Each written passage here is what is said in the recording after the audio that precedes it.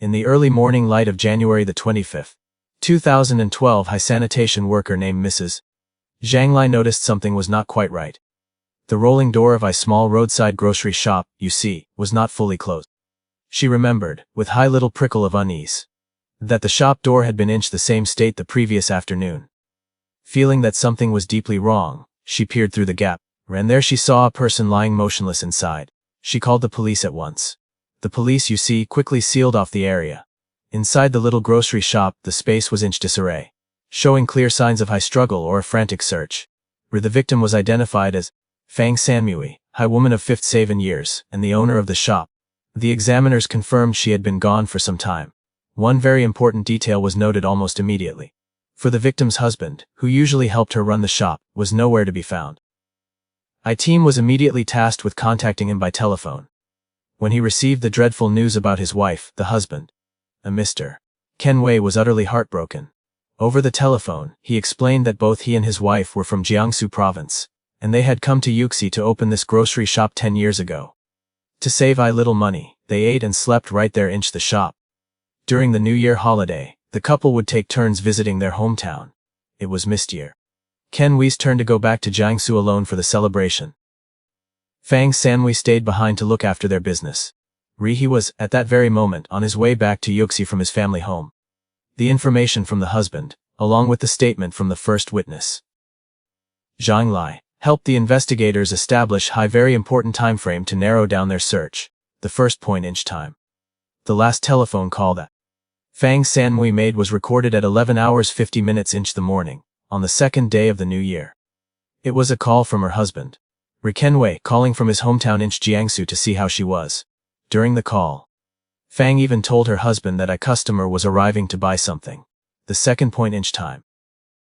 Zhang Li first noticed the shop door was left ajar was around 17 hours, or 5 in the afternoon on that very same day.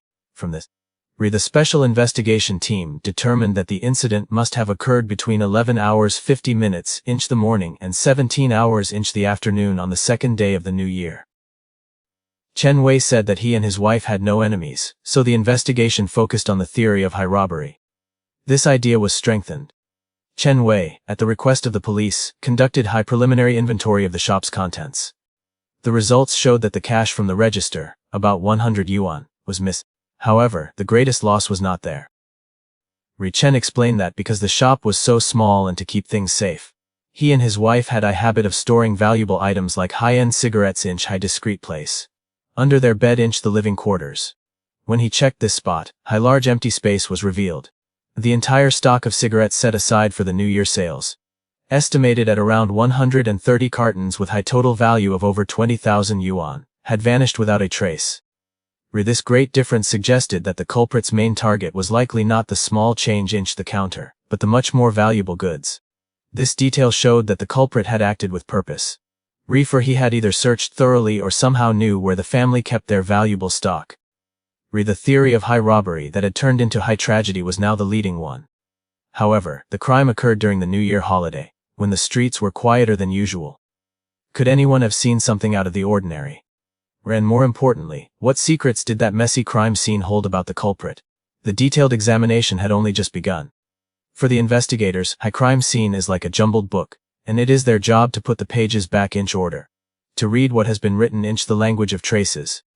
At Mrs. Fang Sanmui's little grocery shop, the forensic experts began their work of decoding the silent data that the culprit had unwittingly left behind. From the very first glance, one detail drew their special attention. On the floor, especially in the area near the cash register, were countless shards of glass from broken beer bottles. Beside them were patches of dried liquid, which had left dark stains on the tile floor.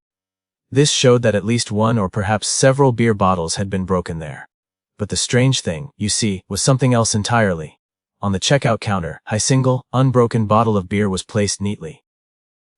Chen Wei, he and his wife always kept the beer in the refrigerator or on a shelf behind the counter, only taking it out when a customer asked for it. The fact that an intact bottle of beer was sitting right out on the counter was highly unusual. This was not a random detail. It suggested a story, a possible script for what had happened. It was very likely that the culprit had approached the victim under the guise of high customer, coming to buy a bottle of beer. The forensic experts continued their examination of the victim. The preliminary results pointed to severe injuries concentrated in two vital areas, her head and her neck. The wounds showed that the victim had suffered from very strong external forces, causing a serious brain injury. Along with that, signs in her respiratory tract indicated that the direct cause of death was a combination of brain trauma and asphyxiation from inhaling a foreign object, possibly blood or small fragments. The location of the wounds at the front of her head, rather than the back, also provided an important clue. Fang Sanmui had likely faced her attacker directly, rather than being struck from behind without warning. This further strengthened the theory of high simple purchase that had escalated into a violent attack. Perhaps during the transaction, some sort of conflict or argument had broken out. And then another trace that told a story. From the area of the cash register, where the most broken glass was found. A large blood stain stretched towards the living quarters inch the back. The character of this stain was very specific. It was not the pattern of dripping blood, but a long smear, showing that a blood-stained object, perhaps the poor woman's body itself, had been moved across the floor. Could it be that after the first attack, Mrs. Fang Sanmui had not fallen immediately? Could it be that she had tried to crawl, or drag herself towards the back to escape, or perhaps to find help? This suspicion grew stronger when the investigators found another crucial piece of evidence. Tucked away inch the narrow gap between a display counter and the wall. It was the neck of a broken beer bottle, and on it, there were still dark red biological traces. The shape and distribution of the bloodstains on the bottle neck suggested it had been held and used as a makeshift weapon. This could very well have been the second weapon. The meticulous search continued, leading the investigators deeper into the living quarters. There, on a wooden chopping board and a kitchen knife placed nearby, their special equipment detected hidden bloodstains, invisible to the naked eye. All these separate pieces of the puzzle now began to fit together, reconstructing a horrifying and haunting picture of the victim's final moments. The scenario sketched out by the criminal experts was as follows. First, the culprit entered the shop, pretending to be a customer buying beer. Fang Sanmui took a bottle of beer from the cooler and placed it on the counter. For some reason, perhaps an argument over money or a sudden conflict, the man unexpectedly grabbed that very beer bottle and attacked Mrs. Fang directly to her head. The first blow seriously injured her, and the beer bottle shattered. But with a powerful instinct for survival, she did not lose consciousness completely. She tried to flee into the living area behind the shop, perhaps to find a hiding place or something to defend herself with. The process of moving while severely injured created that long bloodstain on the floor. But the attacker had no intention of stopping. He pursued her, using another beer bottle to continue the assault. The blood-stained bottleneck found inch the gap was what remained of this second weapon. After the victim was nearly exhausted and had collapsed, inch a fit of rage, the culprit may have continued using whatever was available inch the living quarters, the chopping board and the kitchen knife, to carry out his final acts, ensuring that his victim could no longer resist. The entire attack used weapons found at the scene. This was a very important clue. It suggested the attack was likely impulsive, without any prior preparation. The culprit did not bring a weapon with him. He simply used whatever was within his reach. This made it less likely that this was a carefully planned act of revenge. The story of the crime was taking shape, but the identity of the culprit remained a mystery. Who was? What did he look like? While the investigators at the scene were busy with their work, a groundbreaking analysis result arrived from the forensic laboratory.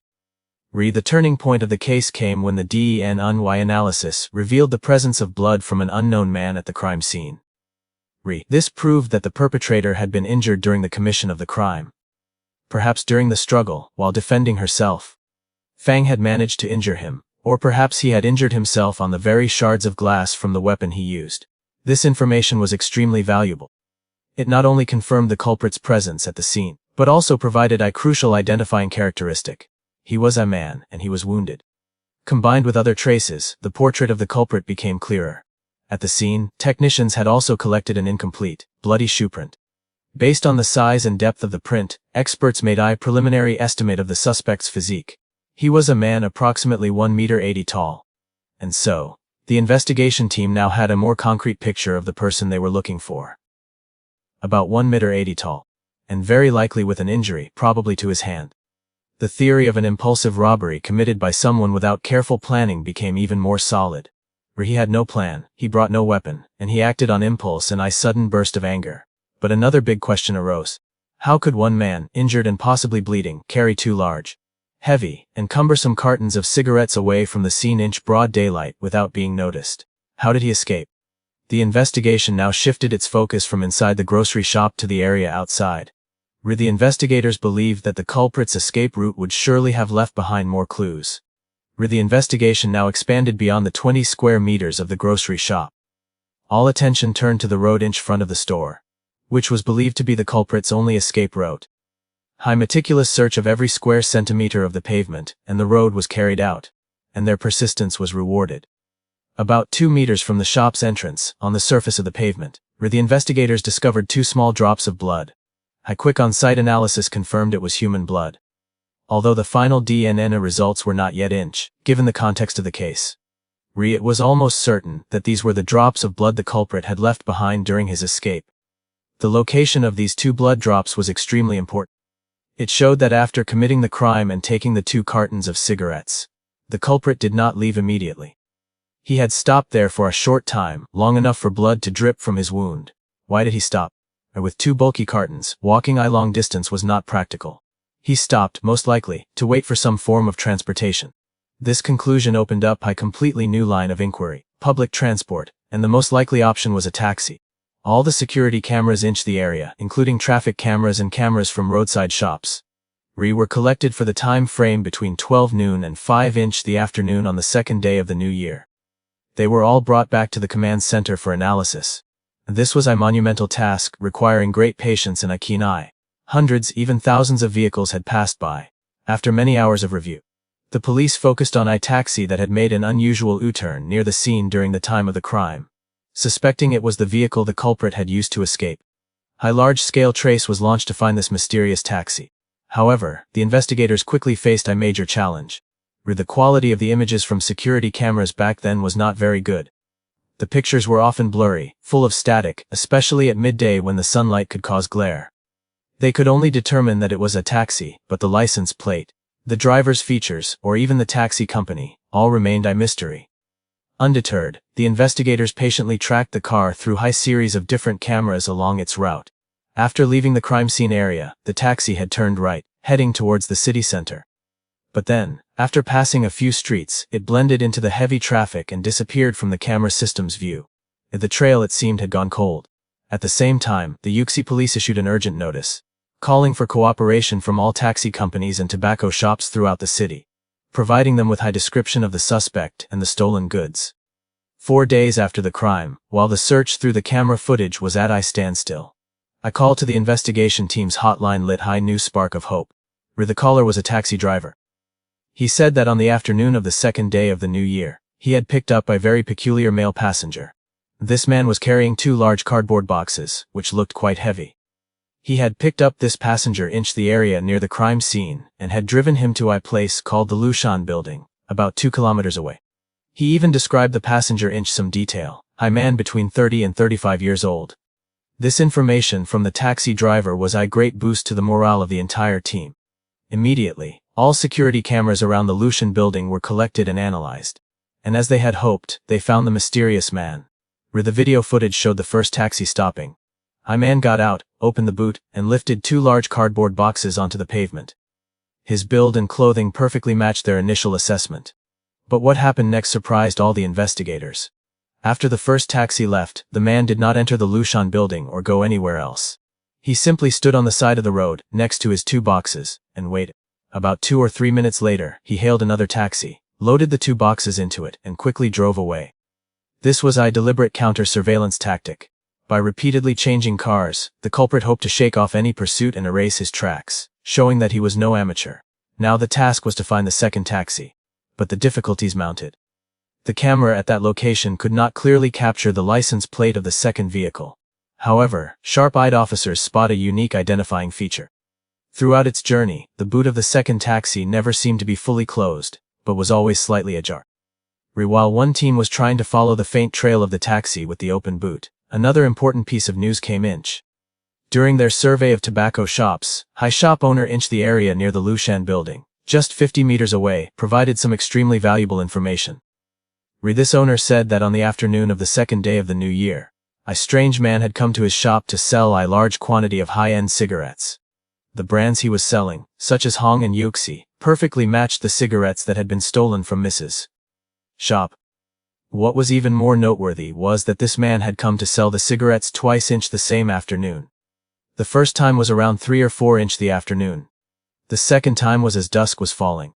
In total, the shop owner had paid the man over 7,000 yuan cash. The act of selling the cigarettes 2 batches, just a few hours apart. Showed that the culprit was desperate need of money and wanted to get rid of the evidence as quickly as possible. He did not want to keep those bulky boxes with him for long. The fact that he chose to sell them at the same shop suggested he was quite familiar with the area. Or perhaps he simply wanted to get things over with quickly. This information strengthened the assessment that the suspect was likely living or had a base of operations right there the Lushan building area. But where had the second taxi gone? Based on its direction of travel, investigators checked the cameras at the next intersection. But strangely, not a single taxi with an open boot had passed through there. The car seemed to have vanished into thin air. The investigation had once again hit a dead end. The culprit had created a true maze, constantly appearing and disappearing, challenging the patience and intellect of the police force. How did the second taxi disappear? This was the question that troubled the entire investigation team. A vehicle cannot simply vanish between 2 intersections. They must have missed some detail. The video analysis team decided to review all the related footage again, not just from the major intersections but also from narrower camera angles. They analyzed every frame, every pixel. And then, a surprising discovery made everything clear. In a video clip from my roadside shop's camera, the investigators discovered the secret behind the magic trick. The second taxi had not driven straight through the intersection as one would normally expect. Instead, the driver had done something quite bold and quite illegal. He had driven against the flow of traffic. The car had swerved into the oncoming lane, completely avoiding the traffic camera's view at the intersection ahead, and had moved through its blind spot. This was a risky but very calculated move. It showed that the culprit was not only cunning but also had a certain understanding of the security surveillance system in the area. Once they understood the suspect's tactic, tracking him became easier. Following the path of the wrong-way traffic, the police discovered that the taxi had turned into a small alley and stopped in front of a hotel named Kim Sheng. The video from the Kim Sheng hotel's camera showed a clear scene. A man in blue clothing got out of the taxi, still carrying his jacket. He walked straight into the hotel. But only about 2 minutes later, he came out through another door and got back into the same waiting taxi. This behavior was very suspicious. What did he do in the hotel for only 2 minutes? Was it to clean a wound, or perhaps to hide something, or meet someone? Thanks to the better camera angle at the hotel, the investigators could now see a clearer part of the car's license plate, and 2 illegible final digits. With this information, and the later testimony of the second taxi driver who was found, the culprit's strange journey was fully reconstructed. After leaving the Kim Sheng hotel, he had asked the driver to take him to the Min Kang hospital, about 1 kilometer away. At the Min Kang hospital, he got out of the car and continued his charade of changing vehicles. He hailed a third taxi, took a short ride around, and then returned to high location just 500 meters away, hotel. And there he hailed his fourth taxi. The culprit had used 4 different taxis to travel in circles within a radius of less than 3 kilometers. This very behavior revealed his area of operation. The final stop, the Kim Sa Hotel, became the focus of the investigation. The entire security camera system of the Kim Sa Hotel was thoroughly reviewed. And this time, they obtained the clearest image yet of the suspect's face. But more importantly, one video clip recorded an extremely noteworthy action. The video showed that after getting out of the 4th taxi, the suspect did not enter the main lobby.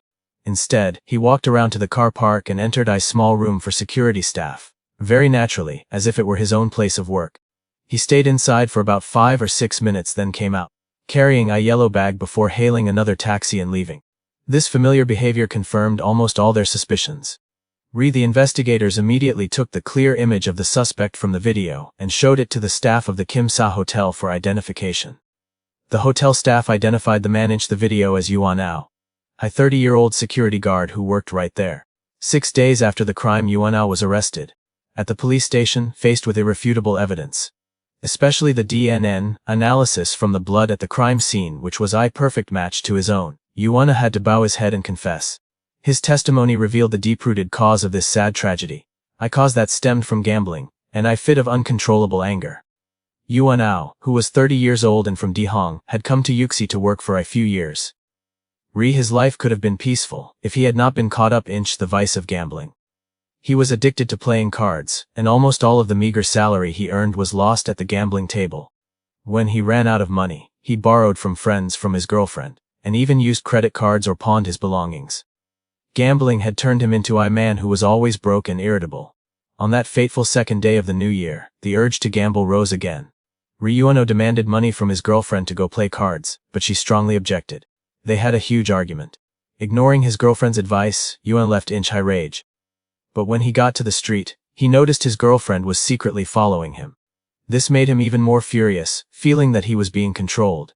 A second, fiery argument erupted right there on the street. After his girlfriend left in anger, Yuano wandered alone, feeling extremely frustrated and annoyed. Fang Sanmui's grocery shop, intending to buy a few beers and some snacks to soothe his troubles.